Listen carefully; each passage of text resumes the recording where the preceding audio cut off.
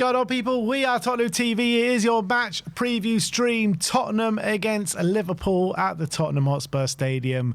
And we'll get into all the nitty-gritty of the game a bit later on in the stream. Back at home? Yeah. Excited? Buzzing. Home Absolutely confidence? buzzing. You know what? I do have a feeling that our home form will start to get a little bit better, but I'm not sure if this is the game which is going to carry on that. Because the last game we played at home was our best game of the season against Brentford. And obviously, the away form, we were looking really good, and now it's not looking so good. But look, we'll get into all of that. I want to start off with a Tottenham update first and foremost. And first and foremost, let's talk about the team news as laid on from Thomas Frank in the press conference. So he basically said no fresh concerns from the Nottingham Forest game. And he was asked about his favourite press conference player in Dominic Solanke. And he said, I can't wait to get him in the squad just so you guys will shut up, basically, was the sentiment. But, yeah, he's just said he's progressing forward. No mention of Kota Takai either. And is he real? I don't know if he exists. To be fair, I saw the training footage, and he put in a really nice challenge, a nice block from a shot. But that's as much as we've seen from him. He also mentioned the possibility of maybe Dragishin going out on loan. Really? So he didn't say it's happening, but he said something we've got to think about basically. So I wonder if that's going to be a reality in January. But yeah, great that we've not got any further injury problems. Obviously, Sarr is gone away with Senegal for the AFCON, so he's not going to be available. But in terms of Solanke, it's just finding new words to say about his progressing forward. Before it was positive steps, before he was advancing. It's like a transfer deal, this. But, yeah, let's just hope we get him back as soon as possible. I guess progressing forward is better than what he said in recent weeks. He says there's no update. There's no... That was not great. Yeah, but I guess progressing forward is positive, I guess. I'm guessing he was progressing forward before. I doubt he was just standing still. I don't know. Yeah. But, I mean, they just seemed at a loss before. At least now they feel like he is progressing forward. But anyway, Solanke won't be in the squad this weekend and probably won't be in the squad next weekend either, or the weekend after. So I just have to wait and see what happens. But a couple of transfer bits to bring you, and not from the most reliable sources. First one for Jahez, saying that Tottenham have a link with an opportunistic move for Leon Goretzka.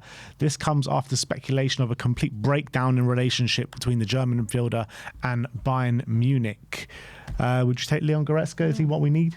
I don't mind Bayern cast-offs. We seem to have a thing for them. But I'll take their number 9. Goretzka's, yeah, for sure. Goretzka's a very good player, obviously. Is he what we need? He's definitely better than what we got. So I'm not going to say no. I would definitely take Goretzka, but he's not exactly... I wouldn't say he's exactly the kind of profile we need. He's kind of like a box-to-box midfielder. Is he better than Sarr, Berg, Val, Gray? For sure. So from that point of view, would that be a bad thing to kind of have an upgrade? Obviously, as you can see, he's 30. He's not young, but he's not exactly past it or anything, I don't think, at that age. But it's definitely it would be a short-term kind of deal, wouldn't it? Yeah. Maybe a loan with an option to buy, but I don't know. How many loans are we allowed? Because we've got Moani, we've got Paulinho. So what's the rules with foreign loans? How many are actually allowed? That's I'm guessing, could be an issue. 4. No, that's domestic. Internet FIFA limit to 6 loaned out and 6 loaned in at any one time. Okay, so we got space. Seems you're all right then. But yeah, I mean, Goretzka seems to be starting still fairly regularly for Bayern Munich, so I can't really see us being able to buy him in January or even loan him in January. Unless they sign someone. Yeah. Which you never know. Bayern, they're a big club, always looking to upgrade. I wouldn't be surprised if they're pursuing other options. Yeah, I feel like there's been rumours about Goretzka for years, the last 2-3 years, and nothing ever seems to move. So I don't anticipate this one. I definitely think though as well, in terms of midfield power, as much as we definitely need technical ability, I think definitely that's a big thing. But as well, we do seem to get bullied a lot in the middle. So as much as we need technical, we also need that matched up with good physicality. And he brings that for sure. He definitely brings that. So yeah, I'd love to bring someone like Goretzka to Spurs, but in terms of what's truly missing, I don't know if he's the answer, but he would definitely be an upgrade. Yeah, maybe a short-term fix, but does that hamper someone like Bergvall or Archie Gray's development as well? Yeah. But that's the kind of trade-off. If we're looking for an upgrade, someone who's ready now, then yeah, you're going to limit the minutes of these high potential players. Yeah. Is that something that you're willing to do just to get through this kind of second half of the season? Might need to. Well, everyone's saying the same with the left winger. Like it's the same conversation. So I love Gray, I love Bergvall. I think they're top talents. Are they both ready to start every single game, being top of their game, and us to fight for what we want to fight for? Probably not. Are they good enough to start a good amount of games while being rotated?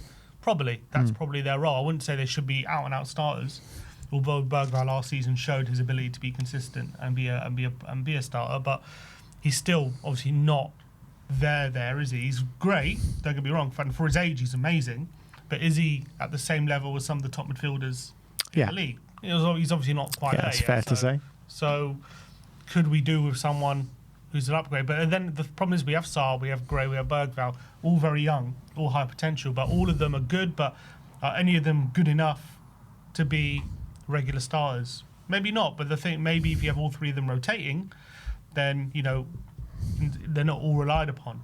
So I get that argument as well, but could we do with someone who's just right now ready to be at the top? Yeah, the thing is, right, if you start, let's say, midfield two of Paulinho and Goretzka, I mean, that's obviously a lot of experience there. A lot of fight, a lot of muscle in the middle of the park, but I don't think it kind of solves our problem in terms of being able to progress the ball up the pitch, and I think that's the big problem. Like, if we are going to sign a number 8 this season, I think it needs to be someone that's a specialist in being able to progress the ball up the pitch. And I like Leon Goretzka. I think he's a top player. Obviously, he's been a top player for many years at Bayern Munich, but I think if we're going to hamper or, you know, potentially hamper the developments of some of the players that we have here, I think we need someone that is going to fit the mould completely. Yeah, well, there's one player who wants to apparently come back to the Premier League. Ruben Neves. Yeah, I saw that. Yeah, I mean, dreaming of him. Ruben Neves From would the be Times as well, quite reliable. Yeah, he would be the perfect player, I think, for us, because not only is he a master of passing, he's got Premier League experience. He's at that age now as well, the way he's, you know, could be really coming into his prime. He's never really played for a top club, has he? He's had Wolves. He went out to Saudi. I think Spurs should be pushing all the stops out to try and get Ruben Neves at this football club. And he still gets called up for the Portugal squad, so they still like really rate him. Yeah. It's not like he's had a massive drop off. So I think, and also, you know, obviously with our reliance on set pieces, there's another set piece specialist that comes in. And I feel like he's got that physicality in the middle of the park as well. Yeah, I do. Obviously, I don't think he's like elite physicality, but he's good, and he's got very good physicality. And I think he comes in, and he's just like the perfect player. I think he's got incredible passing range, got a good long shot on him. I think sets the tone for a team. We're just missing that kind of player, and he would be perfect if we can get that deal done. Yeah, that'd be amazing. And the thing is, if he is looking to leave Saudi, he will surely know that he's not getting the same wages that he's going to get at Saudi, and he's willing to take that cut. Unless there's some backdoor deals they do in Newcastle, this with the PF. Yeah, that's. And then they okay. Well, officially we're not giving you the wages, but yeah, don't they have enough midfielders, man? Newcastle, man, yeah, they've got such a strong midfield. Can always do with another one. I'm worried about that possibility. I think Newcastle would be the biggest competition if you're serious about coming back to the Prem. Yeah, you know what? Anything with Saudi, you got to worry about Newcastle, to be honest. But anyway, that's Leon Goretzka. Let's talk about our favourite Conor Gallagher. Team talk saying that Tottenham have made advances towards Conor Gallagher. Tottenham have spoken to Gallagher's representatives about a move back to England. The 25-year-old wants a January exit in order to give him a chance of making the England squad for the World Cup. It's bad as well, because like before he joined Atletico, he was like proper knocking on the door, wasn't he? He was getting regular starts for England, and he was proper part of the conversation. Since going to Atletico, he's just, you know, not been getting consistent game time, falling out of favour in terms of the England pecking order. 4 starts in La Liga this season for Conor Gallagher. He's got to get himself out of there to play regular football if he has any sort of chance going to the World Cup. And I think it'll be a great signing for Spurs. Similar to what I say about Goretzka, albeit he's younger. I think he moves the ball a bit better than Goretzka. Potentially, I don't know if I wouldn't say he's that much better on the ball. Maybe he is. I don't think. I think it's like, from my point being, he's not like a Neves or anything on the ball, but he's Not good many box players to are. box. He's a good box to box midfielder. I think his main attribute is what he would bring is his unbelievable stamina, his unbelievable willingness to run, non-stop running. He can pretty much run for 90 minutes without getting tired. He's kind of when he wins the ball high up as well, he can make good decisions in the final third. When he does that, I think in a team with settled possession there can be some issues, but I think he's actually not bad when he's attacking as well. He's got quite decent ability on the ball without being, I would say, elite. I think again he's an 8 box to box player, which again, is he an upgrade on what we have? Yeah. Is he exactly what we need? No, but I do like Conor Gallagher. I do think he would be the absolute perfect fit for Man United in their system, because I think in that 3-4-3, in that double pivot, I think he's just tailor made for that, because he covers so much ground. There's so much running, and he can kind of go both ways. So I think he would really help there. I think for us, he'd also be good. Didn't Pochettino have playing in the 10 at Chelsea? At times, yeah. Yeah. And when he was at, I mean, his best football's probably come in that season with Crystal Palace, wasn't it? Yeah. Or maybe his last season at Chelsea. Maybe his last season at Chelsea. I think his best position is an 8 box to box. I don't see him as a 10. Although I wouldn't be surprised if when he does play 10, he kind of plays it how Sarr played it beginning of the season. But probably to high quality. To a high level, yeah.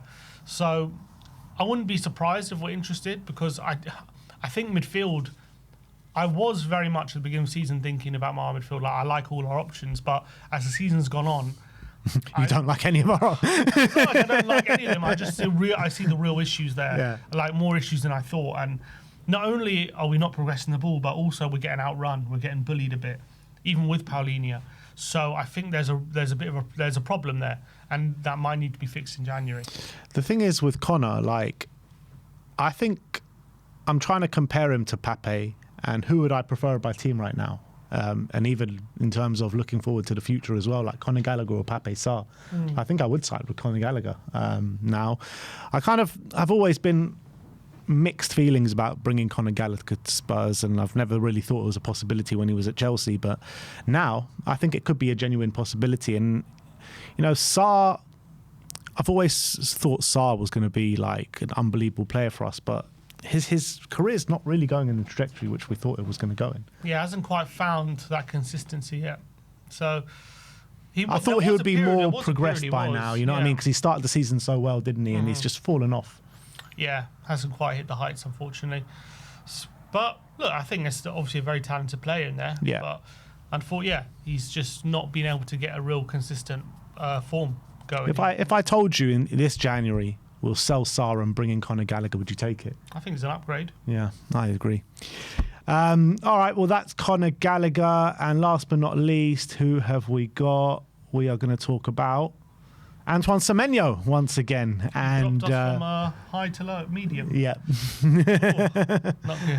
Alex Crook says Man City have held direct talks with Antoine Semenyo. An exit from Bournemouth in January is now very likely. Liverpool, Manchester United and Tottenham are also very keen. However, Spurs are seen as the outsiders at this stage. Of course we are. Surprise, surprise. I mean, when Man City knock on the door and you've got Tottenham on knocking on the door as well, it's clear who you're going to go to. And I think if Man City signs Semenyo, that's a statement signing in January to go and push on and win this league, isn't it? Yeah, and I think he adds something which they don't quite have at the moment, which is a goal-scoring winger. They've got obviously attacking midfielders, Cherki, Foden. They're not really wingers though. They're more obviously inside tens. Doku's doing very well this season, but he's not really one that you rely on for goals. He's got a long injury as well now. Has he? He's got an injury. He's got an injury. So Semenyo is kind of a missing link. They've always had one, haven't they? A goal-scoring winger. They've had a Mahrez. They haven't really replaced someone like him. Who else have they had? I don't know. They've had some goal-scoring wingers in the past, but Semenyo is obviously something that they're desperately missing. I also think Liverpool need another winger because Gakpo's got a long injury, and even with Gakpo, they need, and Salah's out with AFCON as well. So I think he's a proper Liverpool player as well. Someone just high volume shots. That's what Liverpool really like. They just like to spam chances, and I think Semenyo would be perfect for that.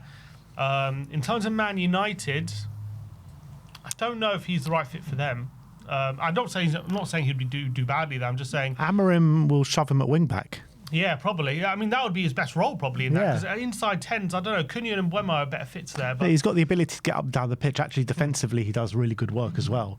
So I think if he was joining Man United, it'd be a wing-back. So I'm telling him, don't join Man United. Well, I think, with Mbeumo at AFCON, he'll probably play in the front line. But I think... Yeah, but I'm saying long-term future at United. Maybe in the short term. I don't know who would actually be a wing. I mean, look, Diallo plays there, so who knows? But so what, Semenyo and Diallo at wing-backs? That'd be crazy. But... I don't see him being as perfect fit for United as the other teams. And obviously for us, we need a left winger. And I think Semenyo definitely would fit that bill as an upgrade on what we have. We need someone who's just starting every week in that position. So if he wants guaranteed game time, guaranteed starting position, obviously Tottenham is the place. But you would say, we're not obviously as settled as those other teams are talking about. And whether he comes here thinking and obviously he's an Arsenal fan and coming in to win big trophies, we're not at that level at the moment. How mad is it though? Like, he keeps talking about being an Arsenal fan in pretty much every interview he gives, right? And he joins Man City this summer.